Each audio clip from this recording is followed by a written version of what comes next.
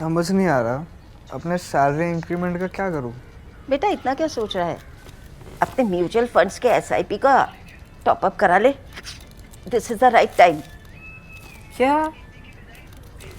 समझ में नहीं आया। बेटा इतना क्या सोच रहा है? अपने म्यूचुअल फंड्स का एसआईपी टॉपअप करा ले।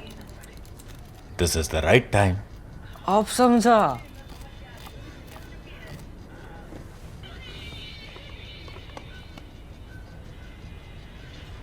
Mutual fund investments are subject to market risks.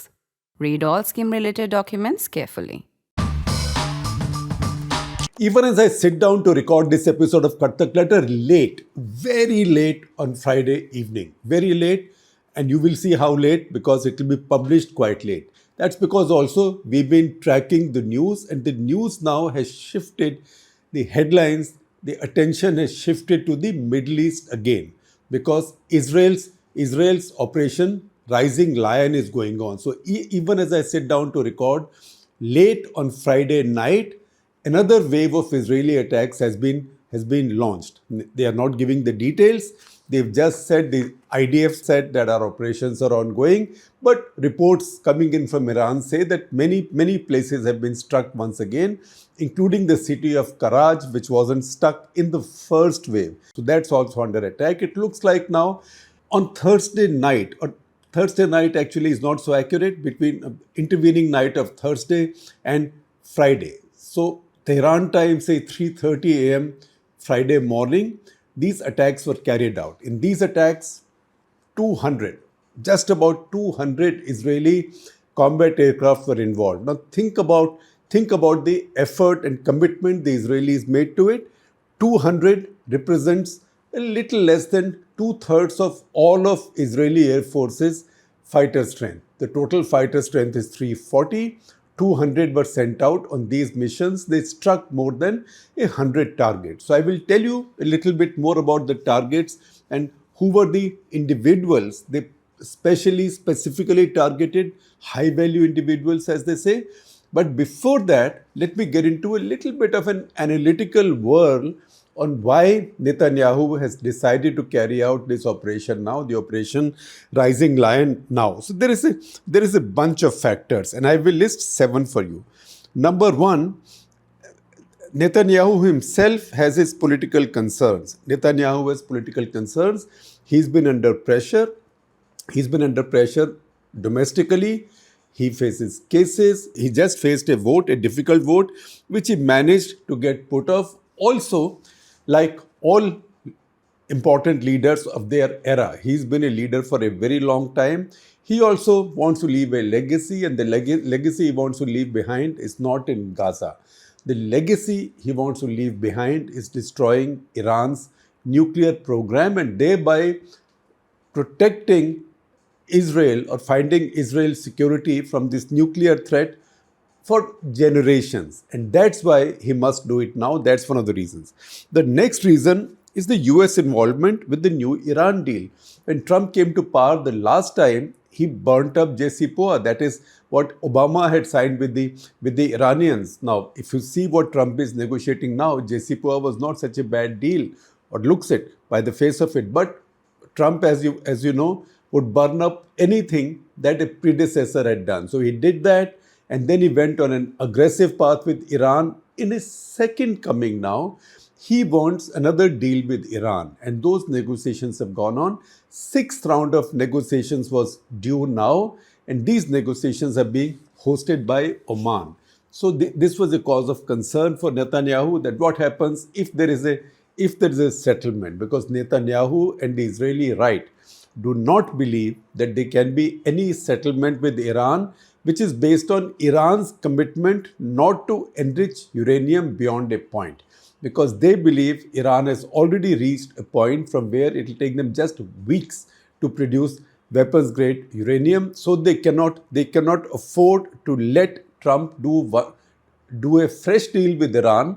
Maybe he will think that this is much better than what Obama had, but Israelis don't want that deal to happen. Now, the Americans knew that if Israelis strike at this hour, this will scupper their efforts to get a deal. And they've been warning Israel not to do this, even indicating that this will be not a most friendly act because this is sabotaging their own negotiations. However, that was particularly the reason Netanyahu decided to do this now, because he does not want that Iran deal brokered by the Americans. Number three, there are Iran's rising capabilities mostly in enrichment. As we speak, IAEA certifies that Iran has about 408 kilos of uranium U-235 enriched up to 60%. You enrich it to 85% to get fine, top class weapons grade uranium. You can also manage with slightly less enrichment, but those weapons will be larger, they will be a bit crude, they will still be nuclear weapons. And Israel is a very small country. So Israel is alarmed that Iran is making such quick progress, because not only have the Iranians stockpiled 408 kilos of 60% enriched uranium, they are producing 33.5 kilos of it every month.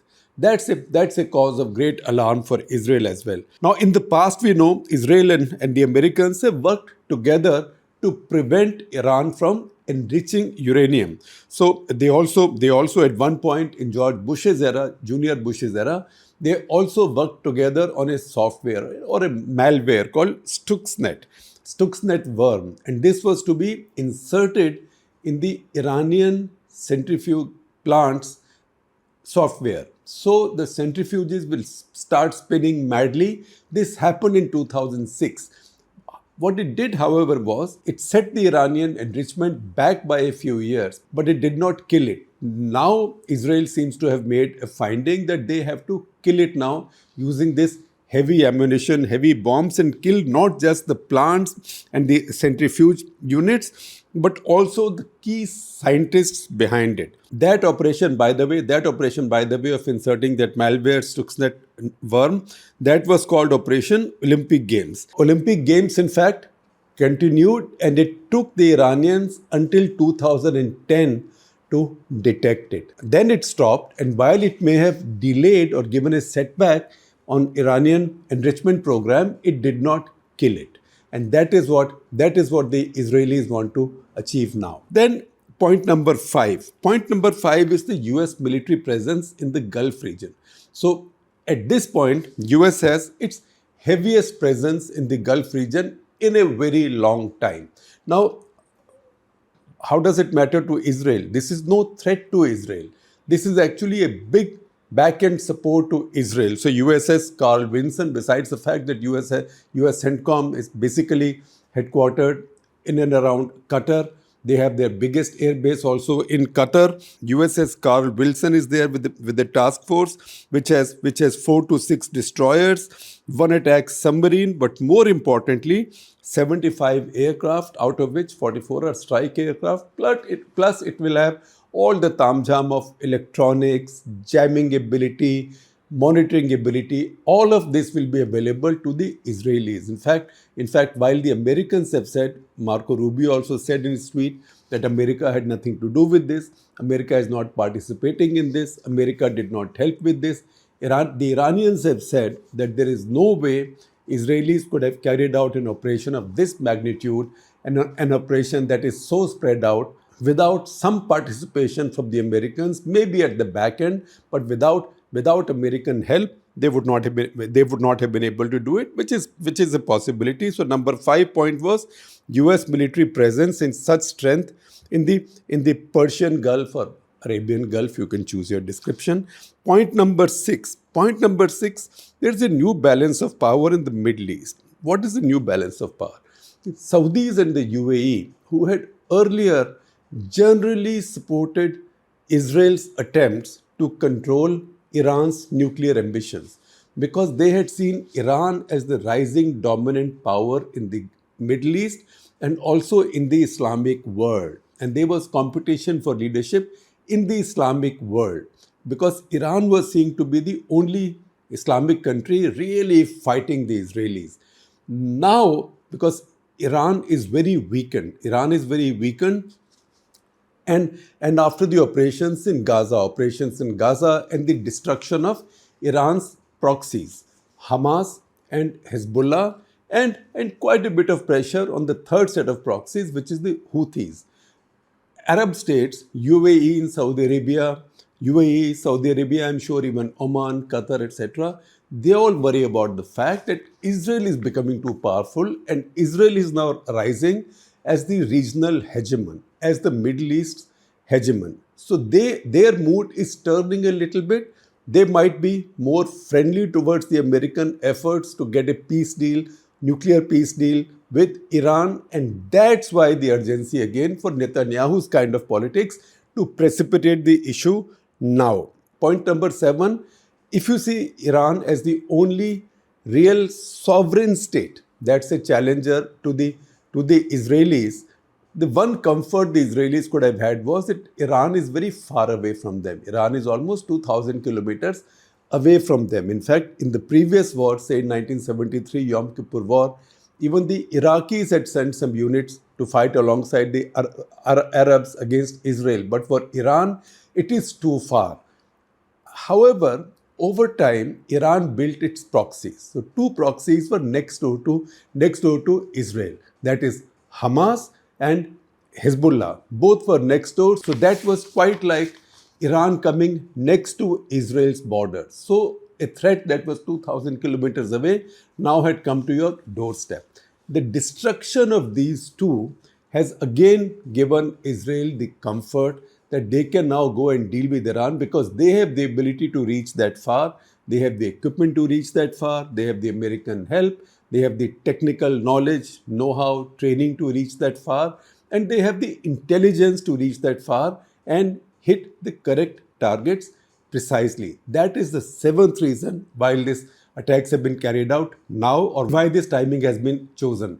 This isn't because of one of these 7 reasons. There is no dominant reason out of these, but it's a combination of these 7. There can be many more, but I picked out what I saw as the 7 most important points. Now see some of the targets. In the first round of attacks, one target, physical target, besides the fact that many people were targeted, I will mention those names to you because those are very important. The nuclear facility, this is the biggest nuclear enrichment facility called Natanz. And this is 225 kilometers south of Tehran. That was attacked with very heavy ordnance. Israel employs these 4,000, 5,000 pound GBUs as they are called. They are bunker buster bombs, and those can go through 5 to 6 meters of concrete because you would presume that if Iranians are carrying out enrichment in this facility, this will be very heavily concretized and hardened, as the military jargon goes. So Israelis used ordnance that will go through this. And in fact, I was reading up a Financial Times article which says that Israel's challenge is that it has too few of these bombs and they might need help from the Americans at some point. In and around Tehran, lots of targets were attacked. So you would remember that last year, Israel had carried out a series of attacks. First, these had started with ballistic missiles, and the entire idea of those attacks, ballistic missiles, then followed by air attacks, the idea was to degrade or destroy, from Israel's point of view, Iran's air defenses. So this is what we used to keep talking about when Op Sindoor was going on, the concept of SEAD and DEAD, that is suppression of enemy air defenses and destruction of enemy air defenses. That's why Indian Air Force had not been allowed to carry out before the night, until the night that they launched their strikes on terror camps, because India wanted to keep the pretense and argument that that they were not fighting Pakistan's armed forces, only terrorists. Israelis have taken no such chances. They carried out their SEAD and in fact, in most cases, a DEAD last year. So most of the Russian supplied S-300 missile batteries, for example, were taken out in those strikes, and also lots of the other more effective radars. Now, I read that Iran had been able to hide a few of them because Iran would have anticipated those attacks, but maybe they would not have anticipated a series of attacks, such a wide range of attacks, only targeting their air defenses. So this time, when the Israelis carried out these massive air attacks, they met minimal resistance. In fact, we don't see any reports of any resistance, missiles being fired, and definitely after 50 years of sanctions, it's not possible. Iran does not have a credible air force that can rise and challenge Israeli aircrafts, because all of this has not been done. They've used standoff weapons, but all of this has not been done from across Iran's borders. Iran's a very large country. People in Tehran also have heard fighters operating overhead. So the implication is that Israelis now feel reassured enough to go into the most heavily defended airspace, what could have been the most heavily defended airspace in Tehran, to carry out these operations. Now, I told you about the Natanz facility, but even more important than the installations attacked are the personnel attack.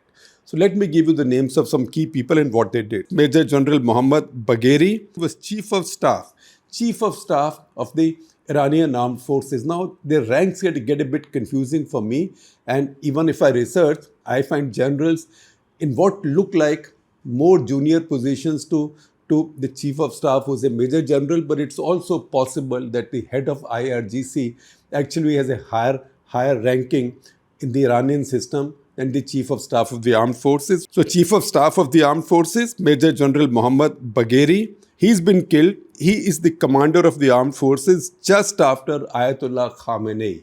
So his stature is so high. He's immediately been replaced by Khamenei. His successor is Abdul Rahim Musavi. Then General Hussein Salami. General Hussein Salami was the commander-in-chief, CNC, of Islamic Revolutionary Guard Corps. Now, sometimes if you research this, sometimes you will see IRGC as Islamic Revolutionary Guard Corps. Sometimes you will see it as Iranian Revolutionary Guard Corps.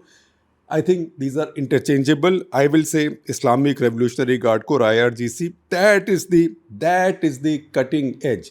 That is the tip of the spear for Iranian armed forces and also the Iranian regime. So the head has been killed. You would remember that number 2 in IRGC. In fact, then, like the operations head of IRGC, General Qasem Soleimani had been assassinated by Trump administration in his last months, and that was close to Baghdad airport. That is when he was visiting Iraq.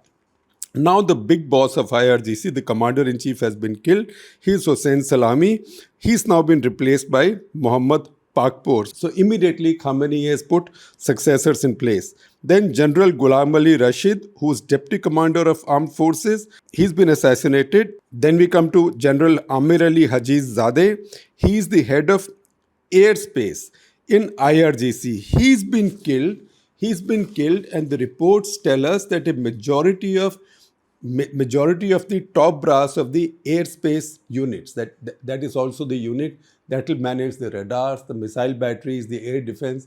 A majority of the top brass has been wiped out in these attacks. Then I will give you a list of the nuclear scientists. We may not know much about what work they are doing, but I can tell you at least we know where they were working. So Feridun Abbasi, who is a former head of Atomic Energy Organization, he had survived an assassination attempt in 2010 when a bomb had been dropped. He's finally been killed now. Mohammad Mehdi Tehranji, who's a noted theoretical physicist and president of Islamic Azad University in Tehran, he's been killed. Then Abdul Hamid Minusher, he's an academic, a senior scientist at Tehran-based Shahid Beheshti University. Amir Hussain Feki, also a senior academic scientist at Shahid Beheshti University. Then fifth, Ahmad Raza Zulfighari, academic scientist at Shahid Beheshti University, also a senior nuclear scientist. And number 6, somebody who we know as yet only by his second name, that is Mutalleh Bizadeh. He's been killed. Now a reasonable question will arise as to how were the Israelis able to target these individuals through air attacks. So you can see this picture on your screens. This is a picture of a missile that's gone inside the apartment of one of these high-value targets. This has gone so precisely through the wall that you can see, in fact, you can also see where the wings of the missile or the fins of the missiles have cut through. Now, what does it tell you? It tells you something about the precision of these weapon systems, but also the accuracy of the intelligence, because somebody on the ground is guiding the attacker to the precise window and the precise wall, so the missile reaches the target's bedroom. Literally, that's what's happened. What missile is this? From whatever I've read, looks like it's a Popeye missile. Israel makes a series of Popeye missiles, various categories. One of those Indian Air Force also uses in multiple aircraft. It uses them on Rafale, on Mirage, on Sukhoi 30 MKI as well. And looks like many of these, the Indian version, the version India uses, it's also called Crystal Maze, was employed in the May 10 raids on Pakistani bases and radar stations also. In fact, if you see the attack, if you see the pictures of the damage done on the radar and UAV base at Sakhar, from whatever experts have seen, it looks like that damage was done by Crystal Maze missiles, which is a version of the Popeye. In fact, Al Jazeera says that the entire building in which top nuclear scientists were housed in Tehran, the entire building has been fully decimated. It's been destroyed. Now, you will also remember that Israel has been chasing these nuclear scientists for some time. In 2020, I'll take you back to episode 629 of Karta Clutter, in early days of Karta Clutter. Now you are watching 1681. I will share a link with you. You can watch it. That is when they had carried out the assassination of Mohsen Fakhrizadeh, the most key figure in the Iranian nuclear program, by using a computerized machine gun. This was a computerized machine gun in a car parked strategically in a bend in the road where the Israelis knew Fakhrizadeh was going to drive past, and they also knew that he was going to be driving and his wife sitting next to him. And so accurate was this assassination that no one else was injured, including Fakhrizadeh's wife. Only Fakhrizadeh was hit and he was killed.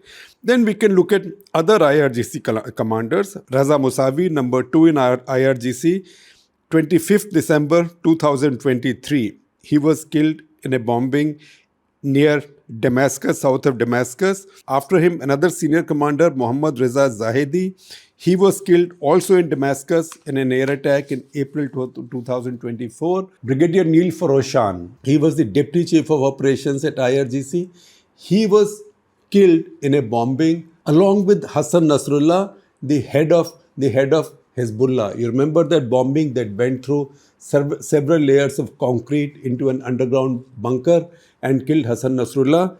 Brigadier Neil Faroshan was also with him then. That was 27th of September 2024. With all this decimation of Hezbollah on the Syrian side, and then the takeover of Syria by a new leader and the departure of Assad, the Iranians completely lost any foothold whatsoever in Syria. So northern borders of Israel were freed up, and similarly, after their unrelenting attacks on Hamas, they finished that challenge as well. That's why that is all the more the reason that Netanyahu now thinks that he can take on Iran, when Iran can do very little harm to him from so far away. Iran will send some missiles. Iran tried sending some drones, but Israelis should be able to resist most of them, because one of the fears the Israelis have had is that if the Iranians get a nuclear weapon, they now have about 2,000 ballistic missiles, at least 2,000 ballistic missiles in storage, and they are producing more all the time. Israeli estimates say that Iranians can produce 50 more every month. So if they do that, and if they have a nuclear warhead, these missiles can carry up to 1 ton of warhead. And if they are then able to target successfully, because they might find 10 missiles, one may get through, who knows. If they can target successfully the most important nuclear weapons facility of Israel, that will be fatal for Israel. And that's also the reason that they have acted now. Now, no story like this, no geopolitical story these days is complete without Trump's mention, because if you don't, he'll get upset and he'll say nobody gives me credit. So there are two posts from him that we should take note of. One, after the Israeli operations, he said 2 months ago, I had said just do it. 2 months ago, I had given a 60-day notice that do it in 60 days. Do the deal in 60 days, I told the Iranians. Today is day 61 and see what's happening, right? So he's not saying the Israelis are causing a problem. He's saying Israelis gave me 60 days.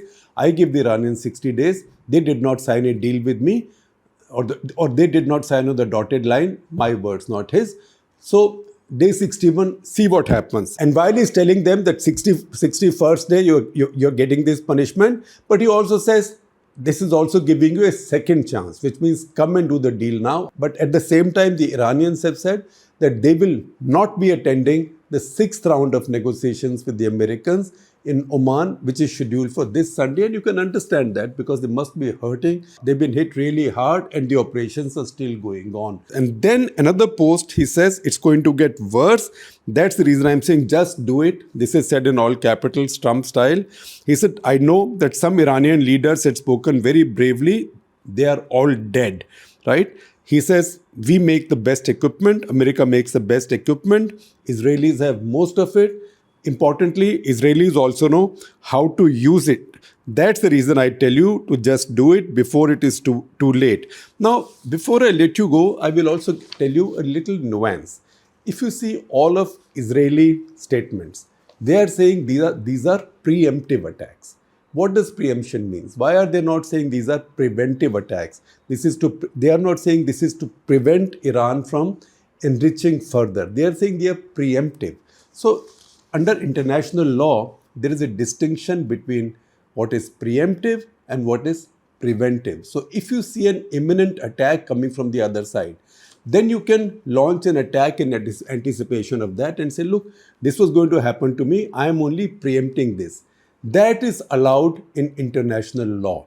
But if you say, I see a threat from them because they're working on this nuclear program at some point in future, so I want to prevent them from enriching, and that's why I'm carrying out attacks, that is not allowed under international law. So interpretations will be made by people depending on which side of the divide they are on. But this is the reason Israelis are preferring to describe these as preemptive operations instead of preventive operations.